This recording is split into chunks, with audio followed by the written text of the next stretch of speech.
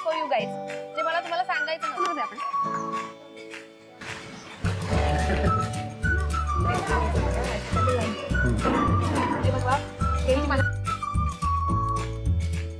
ह्याच्यामध्ये स्पीड भरायचे आपल्याकडे.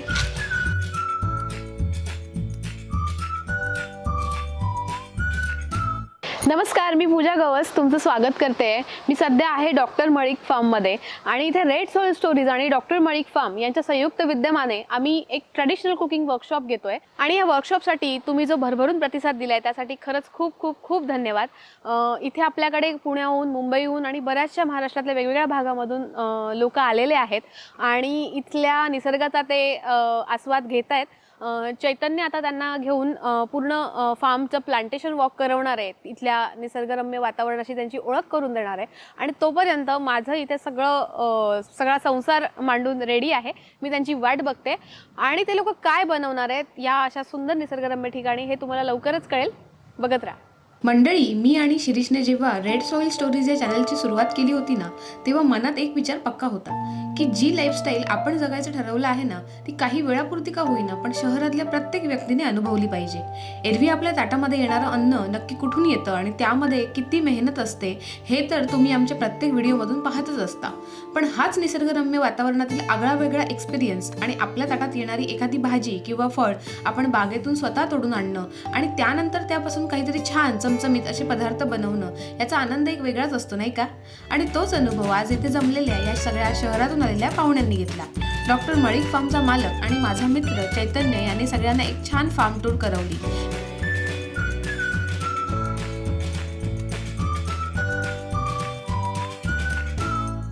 या मंडळींनी कढीपत्ता, देसी लिंबू, कच्चा पपई, कच्ची केळी, केळफुलं अशा बऱ्याच गोष्टी गोळा केल्या.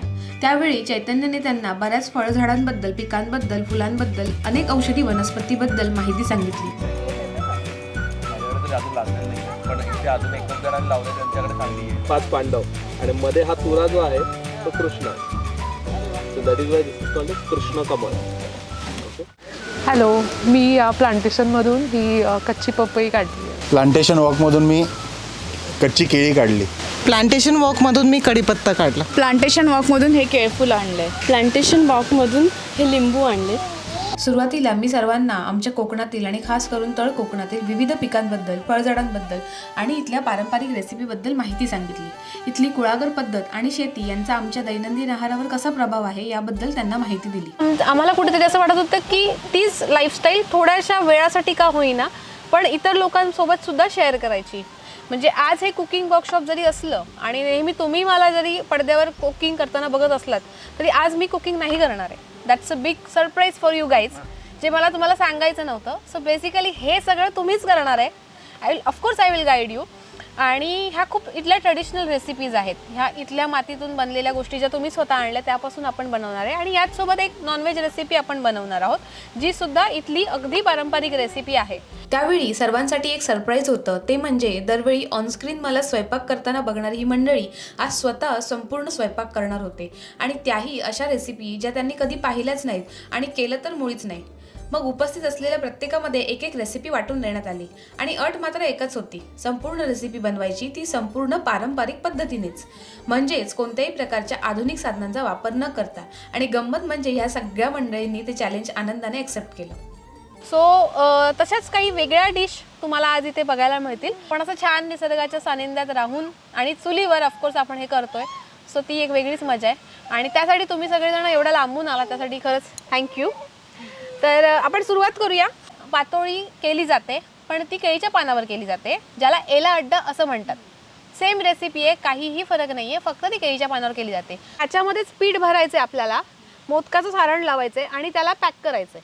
ठीक आहे. सीझन जेव्हा असतो फणसाचा मे महिन्यामध्ये, तेव्हा याच सारणामध्ये आम्ही फणसाचे बारीक चिप्स वापरतो, पिकलेल्या फणसाचे. आमचं जंगल, आमची रानं आम्हाला प्रचंड प्रमाणामध्ये अशा काही वनस्पती, फळं देतात ज्याच्यापासून आमच्या काही डिश आहेत. तर त्याच्यापैकी एक कच्ची केळी.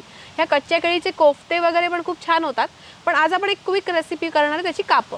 इथली अगदीच इझी रेसिपी आहे. त्याच्यानंतर पपईचा तक्कू. तक्कूसाठी कोण इंटरेस्टेड आहे? Takku. Okay, hand for Darshana. Okay, so next recipe आपली आहे बांगड्याची. हां मला वाटलं नॉनव्हेजसाठी हात जास्त होणार. स्वप्नाली ताई आपल्यासाठी मॅक्रल बनवत आहेत, बांगडा fish wrapped in banana leaf. Okay. आणि केळीची कापं कोण करणार आहे? हां सर तुमचं नाव? घनश्याम. हां सो घनश्याम सर आपल्यासाठी केळीची कापं बनवत आहेत. ह्यातली बहुतांश मंडळी ही अर्बन सिटीमध्ये राहणारी आणि मुख्यतः कॉर्पोरेट जगातील होती. त्यांच्यासाठी आजचा हा सगळा घाट म्हणजे एक प्रकारचा नवीन अनुभव होता. कधीही विळीवर नारळ खवला नव्हता की कधीही पाट्यावर वाटण वाटलं नव्हतं. आपले पूर्वज जेव्हा कोणत्याही प्रकारची आजची आधुनिक स्वयंपाकाची साधने नव्हती तेव्हा कशा पद्धतीने स्वयंपाक करत असतील याचा जिवंत अनुभव ही मंडळी घेत होती आणि तेही मोकळ्या हवेत आभाळाखाली निसर्गाच्या सानिध्यात. गंमत म्हणजे या मंडळीसोबत त्यांचे फॅमिली मेंबर्स पण आले होते. अगदी लहान मुलांनी सुद्धा या आगळ्या वेगळ्या उपक्रमामध्ये सहभाग घेत एक वेगळाच उत्साह दाखवला. सगळे अगदी मनापासून स्वतःच्या पाककृती बनवण्यामध्ये बिझी झालेले आहेत. पाहूयात कोण कोण काय करतंय. तुम्ही काय करताय? केळ्याचे काप बनवायचे तर त्यासाठी केळी सोलतोय. या आधी कधी सोलली आहे? याआधी नाही सोललेली त्यामुळे हाताला एकदम चिकट चिकट झालेलं आहे.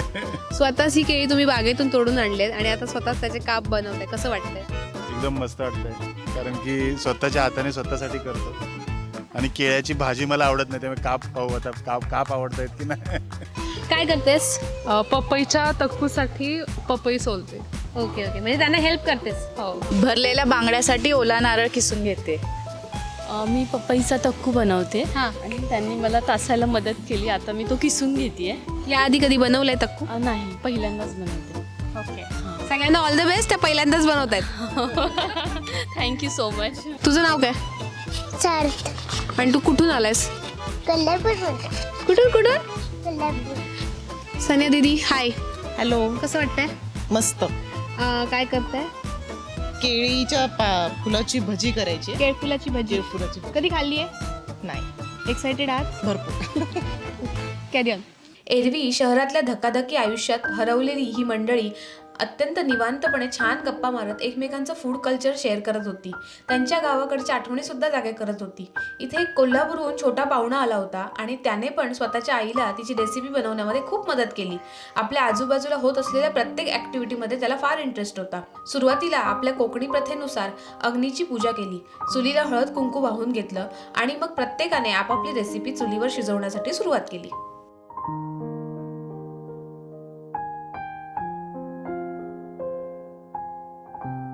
मी स्वतः महाराष्ट्र आणि गोव्याच्या बॉर्डरवर राहत असल्यामुळे आमच्या आहारामध्ये मालवणी आणि कोकणी खाद्य संस्कृतीचा सुंदर संगम पाहायला मिळतो आणि हीच आज आपल्या वर्कशॉपची थीम होती.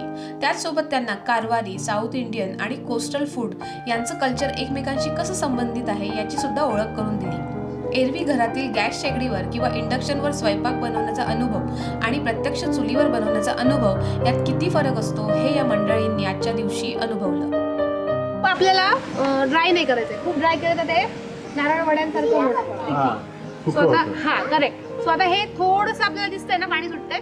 आता ह्या पॉइंटला आपल्याला हे उचलायचंय.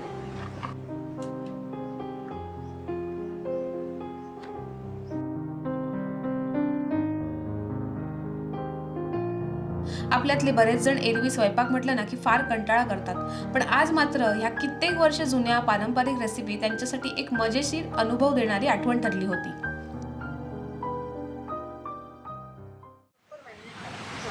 हाताने करा किंवा टॉस करा, कसंही तुम्हाला जसं कम्फर्टेबल आहे तसं करा.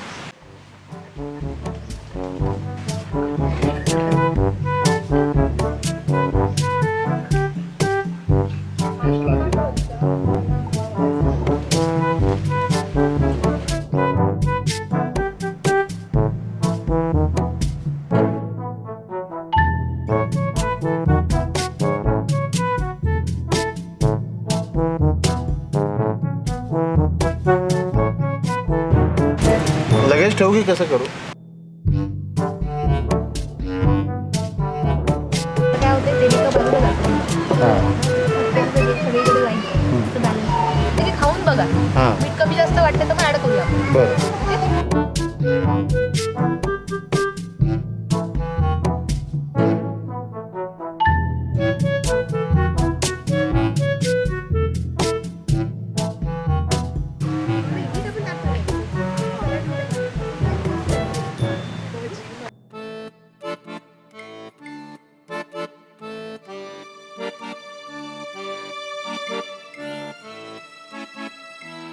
आणि विशेष म्हणजे ह्या सर्वांनी ह्या रेसिपी मातीच्या, लाकडाच्या, पितळीच्या भांड्यांमध्ये बनवल्या होत्या, अगदी तशा जशा नेहमी मी बनवते. अगदी खाण्याची प्लेटसुद्धा केळीची पानं आणि सुपारीची पानं आम्ही वापरली होती, म्हणजेच 100% इकॉलॉजिकल अँड झिरो वेस्ट. यावेळी मोदक आणि पातोळीला वेगळे ऑप्शन्स म्हणून केळीच्या पानातल्या पातोळ्या, फणसाच्या पानातले दोने अशा वेगवेगळ्या रेसिपी या लोकांनी बनवल्या.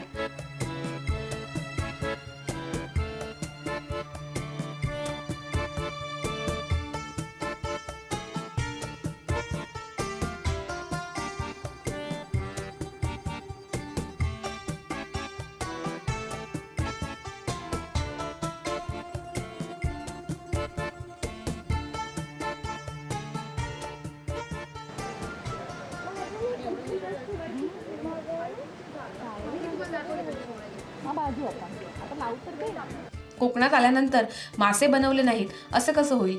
अशीच एक माशांची पारंपरिक रेसिपी आज आम्ही बनवायचं ठरवलं होतं, तीही केळीची पाने वापरून. केळीची पानं, फणसाची पानं, हळदीची पानं अशा वेगवेगळ्या प्रकारच्या पानांचा आम्ही आमच्या स्वयंपाकात वापर केला होता.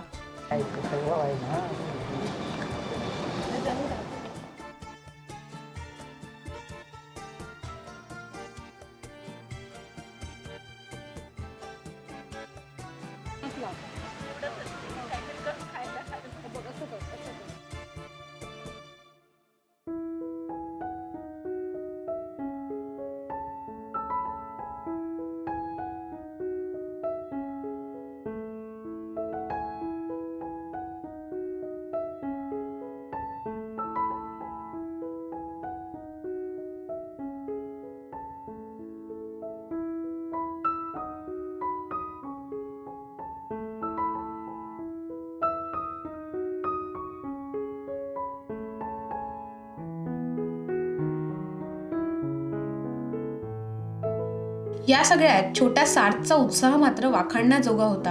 प्रत्येक जण काय काय बनवतोय आणि कसं बनवतोय यावर तो स्वतः जातीने लक्ष ठेवून होता. किती मस्त केले रे तू. वाव.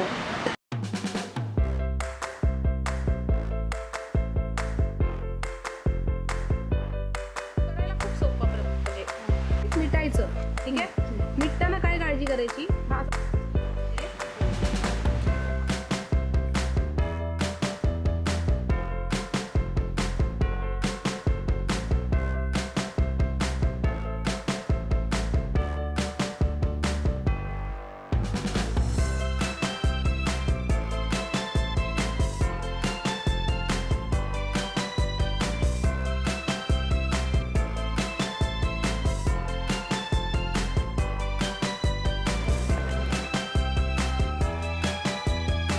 यावेळी सगळ्यांचा उत्साह इतका दांडगा होता तर काहींनी स्वतःहून on the spot Naveen Naveen recipe सुद्धा बनवल्या. आमच्या वर्कशॉपमध्ये बनणाऱ्या प्रत्येक रेसिपीचा घमघमाट संपूर्ण फार्मभर पसरला होता आणि म्हणूनच की काय, फार्मला व्हिजिट देणारे इतर लोकही या रेसिपीज चाखण्यासाठी स्वतःहून आले होते.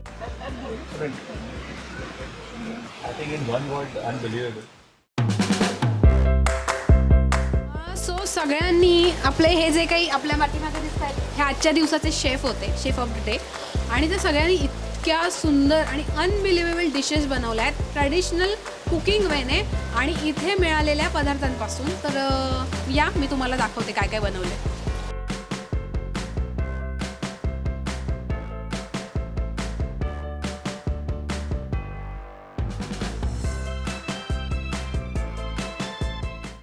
माझं नाव दर्शना, मी कोल्हापूरहून आली आहे. तर आज मी पूजाच्या ट्रेडिशनल वर्कशॉपमध्ये, फूड वर्कशॉपमध्ये कच्च्या पपईचा टकू बनवला आहे, म्हणजे थोडक्यात सलाडसारखं. तू याआधी ही रेसिपी कधी ट्राय केली होती? नाही, पहिल्या टेस्ट केली? नाही. नाही, आता टेस्ट केलीस ना? कशी वाटली तुला? एकदम क्लास. म्हणजे मी विचारच केला नव्हता की असं बनेल काहीतरी. भाजी मला माहिती होती, पण हे सलाड म्हणून हा ऑप्शन कधीच माहिती आणि खूप सुटसुटीत, सोपी, पटकन होणारी. हो, आणि इझिली अवेलेबल आहे पपई. तर मला वाटतं ह्याच्या पुढे मी नक्की बनवेन हे. Thank you so much Darshana. Thank you so much. माझं नाव स्वप्नाली आंगणे, मी मुंबईहून आले आणि आंगणेवाडी मालवण हे गाव आहे, तर सध्या गावी आलेलो सुट्टीत. मालवणी चढू असं येस. म्हणाल मासे केलं. हां, मासे तर ऑल टाईम फेवरेट आणि खूप वेगवेगळ्या प्रकारचे मी बनवलेत. पण ही जी न्यू रेसिपी होती पूजाची, स्टफ बांगडा, मी तर कधी इमॅजिनच केलं नव्हतं. स्टफ पापलेट केलं आहे किंवा रावस केलं आहे, पण हे नव्हतं केलं आणि नवीन काहीतरी शिकले आणि खूप अमेझिंग दिसतंय. टेस्ट केली? हां, टेस्ट नाही केली मी, पण बाकी 1-2 जणांनी खाल्लं. हस्बंडनी टेस्ट हां, माझ्या हस्बंडनी केली आहे. झाल्याच त्यांनी हां. गपचूप येऊन अटॅक केलेला आहे आणि त्यांना ती खूप आवडली ना. हां, त्याला खूप आवडली आणि तो म्हणजे फिश मी एवढं बनवायची नाही, त्याच्यासाठीच बनवायला शिकली. पण म्हणजे मी खूप वेगवेगळ्याने केलं आहे त्याच्यासाठी, डिफरंट स्टीम पण केलं आहे. पण हे जे होतं की आतमधून आपण मिरची, कोथिंबीर, लसूणचं स्टफिंग, ग्रीन स्टफ केलं आहे आणि वरतून मालवणी मसाला लावून फ्राय केलं आहे. हे एकदम डिफरंट होतं. सो आवडलंय? खूप मस्त. थँक्यू स्वप्नाली. थँक्यू. आणि मोदक पण केले थोडे. येस, मोदक पण गेलेत. माझं नाव कामाक्षी मणेरीकर, मी गोव्यातलीच आहे आणि आजचा माझा रेड सॉईल स्टोरीज बरोबरचा वर्कशॉपचा एक्सपिरियन्स खूप छान होता. कुकिंग, नॉन कुकिंगच्या दोन्ही खूप गोष्टी मी शिकले, सो त्याबद्दल थँक्यू व्हेरी मच. सो आजचा प्रकार जो आम्ही केला तो होता फणसाच्या पानातले द्रोण. सो बेसिकली यात सारण आणि तांदळाच्या पिठाचं कवर. सो मोदकाचे जे 2 पार्ट्स आहेत तेच आहे, फक्त याचं फॉर्मेशन वेगळं आहे आणि ही पानं याचे द्रोण करून आम्ही त्यात भरतो. तर त्यामुळे पानांचा फ्लेवर जरा वेगळा येऊन ती डिश जरा वेगळी लागते. आणि दुसरं होतं हे केळीच्या पानातले पातोळे. आपण जसे हळदीच्या पानातले करतो तसेच फक्त हे केळीच्या पानात घातलेत आणि ते स्टीम केलेत. सो प्रोसेस सेम आहे, फक्त हा वेगळा फॉर्म आहे. मजा आली? हो, आणि या वर्कशॉपला मजा आली. तुम्ही परत केला तर मी नक्की येईन. जवळपास करा. आणि पारंपरिक मोदक पात्रामध्ये चुलीवर उकडण्याचा वेगळा आनंद. हो हो, नक्कीच. Thank you Swapnali. Yes. Thank you. So आजच्या वर्कशॉपमध्ये ज्या काही प्लांट रेसिपी होत्या त्या तर आम्ही केल्याच आणि त्याहीवर बोनस एक रेसिपी आपल्या कामाक्षीने केलेली आहे. तर ती काय आहे ती स्वतःच सांगेल. सो ही आहे केळीफुलाची चटणी. सो आम्ही केळीफुलाची अजून एक डिश केली होती. सो त्यातून जे उरलेले केळीफूल होतं ते आम्ही केळफुलाचा गाभा. हां, सो तो आम्ही चुलीमध्ये घातला. तो काय म्हणतात त्याला तिने 4 रोस्ट केला. हां, रोस्ट केला त्यामध्ये. सो तो केळीफुलाचा गाभा आम्ही चुलीमध्ये घातला आणि तो रोस्ट केला आणि तो पूर्ण रोस्ट झाल्यानंतर काढून त्याचं स्किन काढून त्यात बाकी मसाला घालून ते चटणी वाटलं तिने पारंपरिक पद्धतीने. पाट्यावर वाटली आणि ही चटणी तयार झाली त्याची. आणि ती फार अप्रतिम लागते. मी आज कामाक्षीकडून एक नवीन रेसिपी शिकले. So thank you Kamakshi.